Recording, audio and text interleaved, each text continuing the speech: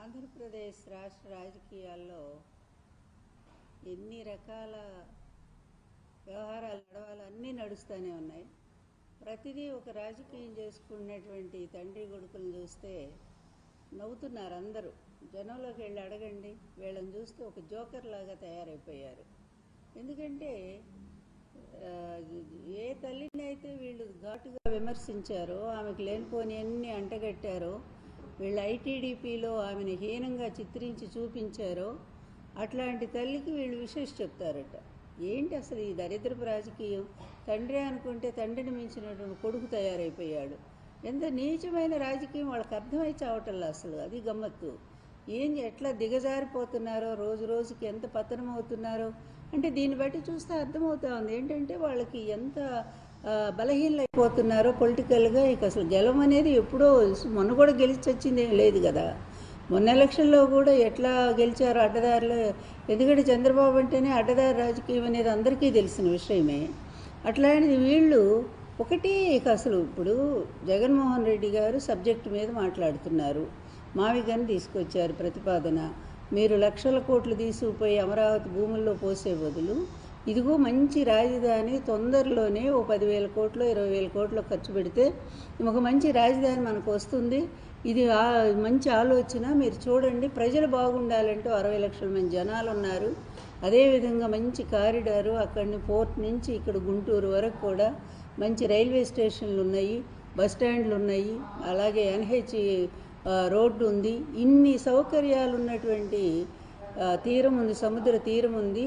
ఉన్నటువంటి ఈ ప్రాంతం తొందరగా డెవలప్ అవుతుందని చెప్పి సలహా చెప్తే ఆ విషయం తప్ప, అది తప్ప అన్ని విషయాలు మాట్లాడేస్తూ ఉన్నారు. ఏదేదో ఇష్టం వచ్చినట్టు మాట్లాడుతున్నారు. ఇక ఈ కొడుకు ఎట్లాంటి వాడో అందరికీ తెలిసినటువంటి విషయమే. అలాంటి ఓ పనికిమాలాన్ని తీసుకొచ్చి ముఖ్యమంత్రిని చేయటం కోసం ఆయన ప్రమోట్ చేసుకునే పనిలో భాగంగా పిచ్చి పిచ్చి పనులన్నీ కూడా చంద్రబాబు చేస్తున్నాడు, అతని కొడుకు కూడా చేస్తున్నాడు.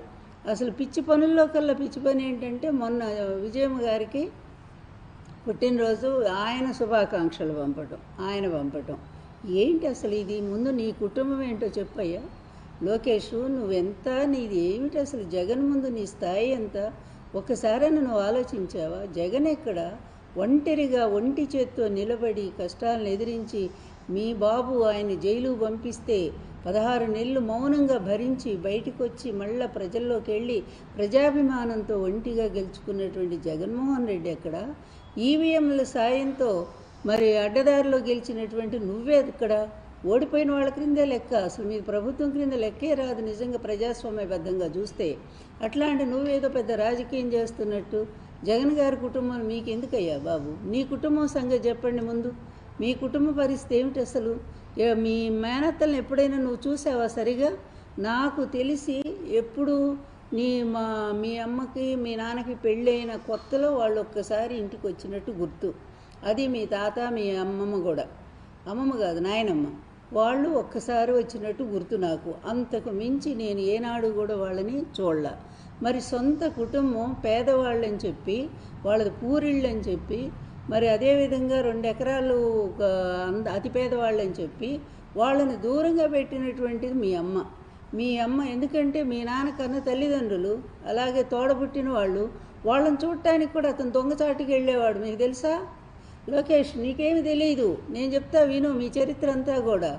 ఆయన మినిస్టర్గా ఉన్నప్పుడే పెళ్ళైపోయిన తర్వాత దొంగచాటుగా వాళ్ళని చూడటానికి వెళ్ళేవాడంటే నువ్వు అర్థం చేసుకో. అంటే మీ అమ్మ ఎంత కంట్రోల్ పెట్టిందో ఆ కుటుంబం అంటే వాళ్ళకి. మీ అమ్మకి ఎంత రోతో, ఎంత అసహ్యమో ఇంకా చాలా ఉన్నాయి చెప్పాలంటే కూడా. అసలు అట్లా ఆ కుటుంబాన్ని ఒక్కసారి కూడా భోజనానికైనా పిలిచిందా మీ అమ్మ? ఏ రోజు పిలవలా. అదేవిధంగా వాళ్ళ ఆడపడుచులకి ఎప్పుడైనా సరే గౌరవ మర్యాదలు చేశారా? చేయలా. అట్లాంటి మీరెళ్ళి జగన్ ఫ్యామిలీకి వాళ్ళకి విశేష చెప్పడం ఏంటయ్యా?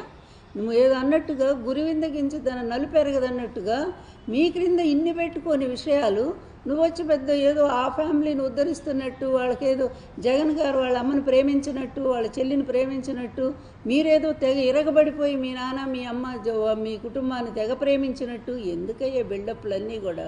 ఎవరిని మోసం చేయాలని జనాలకి తెలియదు అనుకున్నారా? అసలు అన్నిటినీ మించి మీ కుటుంబంలో గొడవలు తెలియదా? ఎంత భయంకరంగా అత్తాగోడలు అనుకున్నారో తెలియదా? మీ భార్యాభర్తలు అనుకున్న విషయం తెలియదా? అధికారం కోసం ఇప్పటికీ మీ నాన్నని, మీ అమ్మ, నువ్వు, మరి మీ భార్య ముగ్గురు కలిసి ఎంత సతాయిస్తున్నారో లోకానికి తెలియదు అనుకున్నారా? మరి ఇన్ని పెట్టుకొని నువ్వేంటయ్యా పోయి ఆమెకి చెప్పేదేంటి? నువ్వెవడు వస్తువులు చెప్పడానికి? ఆమెకి నీకు సంబంధం ఏంటి? ఎప్పుడన్నా చెప్పావా ఇంతకుముందు? ఆమెనే కదా, ఆమె పాత్రనే కదా ఇష్టం వచ్చినట్టు మాట్లాడావు నువ్వు.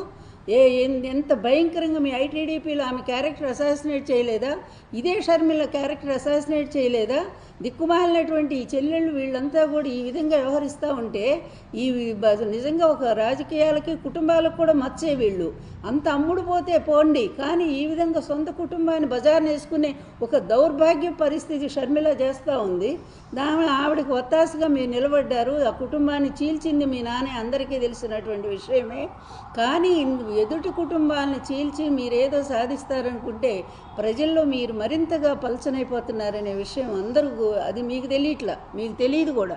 ఎందుకంటే మీ ఇది ఉంది కదా, మీ మీడియా ఉంది కదా, మీ పచ్చ మీడియా, మీ కళ్ళకు గుడ్డలు కప్పేసి పూర్తిగా గంతలు కట్టేసి అదిగో జనాలు మిమ్మల్ని అంత మెచ్చుకుంటున్నారని మీడియా చూపించడం వల్ల మీరు గుడ్డి వాళ్ళలాగా ప్రవర్తిస్తూ ఉన్నారు. విజయమ్మ గారికి మీకు సంబంధం ఏంటి? షర్మిలకు మీకు సంబంధం ఏంటి? రాజకీయంగా షర్మిలాను విడదీశారు.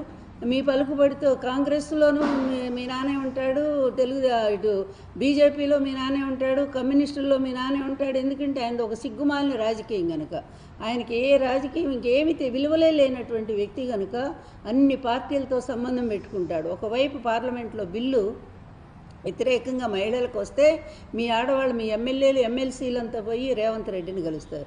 ఎవరు ఎగనెస్ట్గా బిల్లుకు వ్యతిరేకంగా చేశారో వాళ్ళతో పోయి చేయగలుగుతారు. ఏమిటిది? ఇదా మీ దరిద్రపు రాజకీయం? ఇంత విలువ లేనటువంటి నీచ రాజకీయాన్ని చేస్తే మీరు ఏదో జగన్మోహన్ రెడ్డి గారి కుటుంబంలో చిచ్చు పెట్టాలని చేసి చిచ్చు పెట్టారు కూడా. మీరు అన్నా చెల్లెళ్ళని విడదీసిందే మీరు. అట్లాంటి మీరు ఈరోజు విజయమ్మ గారికి పాపం శుభాకాంక్షలు చెప్తావు. పెద్ద లోకేష్, నువ్వు ఒక పెద్ద లీడర్వి, నువ్వు ఒక పెద్ద మేధావంతుడివి, నీకు అంత స్థాయి కూడా ఉందా? అసలు ఆ కుటుంబానికి శుభాకాంక్షలు చెప్పే స్థాయి కూడా నీకుందా? అలా చెప్పే బదులు ఒక్కసారి మీ మేనత్తలకి చెప్పు, ఒక్కసారి మీ అత్తలు ఎక్కడున్నారో చూడు, వాళ్ళ పిల్లలు ఎక్కడున్నారో చూడు, వాళ్ళని ఆదుకోవటానికి ప్రయత్నం చేయండి. సొంత బాబాయ్ కదా, ఆయన